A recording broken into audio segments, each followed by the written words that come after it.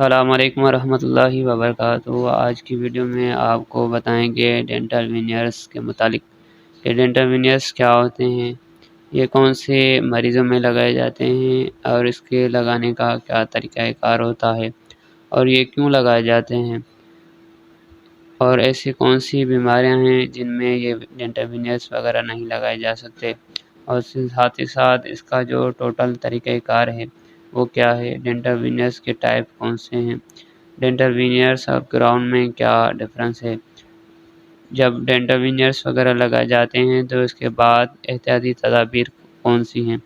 تو دوستو ویڈیو کو بغیر اسکپ کیے مکمل دیکھیے۔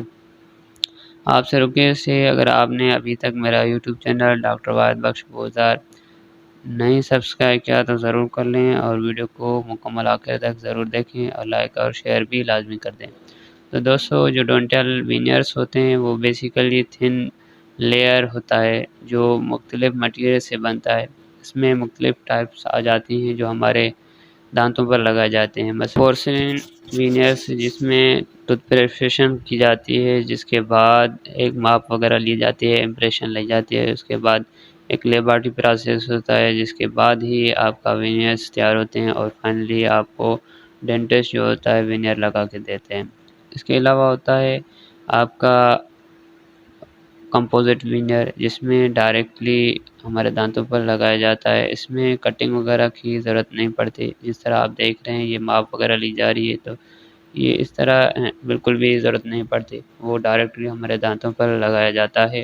جس طرح کے ہمارے دانت ہوتے ہیں کوشش کر کے اس حساب سے وہ شیڈ پریفر کیا جاتا ہے، اور اس میں جو لیبارٹری ورک ہے وہ نہیں ہوتا۔ اس کے علاوہ نان پریپ وینئرس ہوتے ہیں جس میں جو کٹنگ ہوتی ہے ہمارے دانتوں کی انیمل کی وہ کم سے کم ہوتی ہے، تو اس لیے ان کو نو پریپ وینئرس وغیرہ کہا جاتا ہے۔ اس کے ساتھ ساتھ جو ریموویبل وینئرس ہوتے ہیں وہ بھی آج کل مارکیٹ میں مل رہے ہیں، وہ بھی لگائے جا سکتے ہیں۔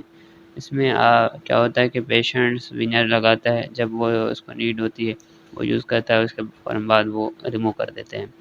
اس کے علاوہ جو وینئرس کے لیے کرائٹیریا رکھی گئی ہے وہ آپ کے دانتوں میں ڈینٹل کیریز وغیرہ نہ ہو، اس کے علاوہ آپ کے مسوڑوں میں کوئی بھی ایسی بیماری نہ ہو، جنجوائٹس، پیریوڈونٹائٹس وغیرہ کا ایشو نہ ہو، گم سویلنگ یا گم بلیڈنگ وغیرہ بھی بالکل نہ ہو، تو یہ انشاءاللہ آپ کو ٹریٹمنٹ دیا جاتا ہے۔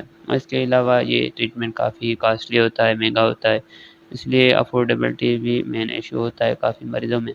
اس کے ساتھ ہی ساتھ جو ڈینٹل وینئرس وغیرہ لگائے جاتے ہیں ان میں چپڈ یا بروکن ٹیتھ ہوتے ہیں، گیپ ان ٹیتھ ہوتا ہے، مطلب کہ ڈائسٹمیا وغیرہ ہوتا ہے، اس میں بھی یہ لگائے جاتے ہیں۔ اور ساتھ ہی ساتھ جو ڈسکلریشن ہے تو اس میں بھی یہ موسٹلی پروسیس کیا جاتا ہے، کیونکہ یہ ایستھیٹک پروسیس ہوتا ہے، اس لیے زیادہ تر لوگ اس کو پریفر کرتے ہیں۔ وینئرس لگانے کے جو نقصانات ہیں ان میں سے مین جو نقصان ہوتا ہے وہ ہمارے ٹوتھ کا ہوتا ہے۔ اس میں جو ہمارا آؤٹر لیئر جو ٹوتھ کا ہوتا ہے، دانت کے ہوتا ہے، وہ کٹ آف ہوتا ہے اور ریمو ہوتا ہے۔ اس کے علاوہ جو دانتوں میں سینسیٹیوٹی وغیرہ کا بھی ایشو ہوتا ہے۔ کراؤن اور جو ڈینٹل وینئرس میں جو ڈفرینس ہے وہ اسٹرینتھ اور کورنگ کا ہے۔ جو کراؤن ہوتا ہے ہمارے دانتوں کو مکمل کور کرتا ہے، اور جو وینئرس ہوتے ہیں ایک سائڈ پر لگتے ہیں، موسٹلی جو فیشل سائڈ ہوتی ہے باہر والی سائڈ ہوتی ہے اس جگہ پر لگتا ہے، کیونکہ یہ ایستھیٹک کے لیے لگتا ہے اور اسمائل امپرومنٹ کے لیے ہی یہ یوز ہوتا ہے، تو اس لیے یہ باہر سائڈ پر لگتا ہے۔ وینئرس وغیرہ لگانے کے بعد جو احتیاطی تدابیر ہیں وہ آپ کو سافٹ ٹوتھ برش یوز کرنا ہے، اور اس کے علاوہ کوئی بھی ہارڈ اسٹرکچر وغیرہ پر آپ بائٹ وغیرہ نہیں کر سکتے، کیونکہ وینئرس میں اتنی اسٹرینتھ نہیں ہوتی، تو یہ چپ آف ہو سکتے ہیں یا یہ دانتوں میں سے اتر سکتے ہیں۔ تو دوستو امید ہے آپ کو میری ویڈیو پسند آئی ہوگی۔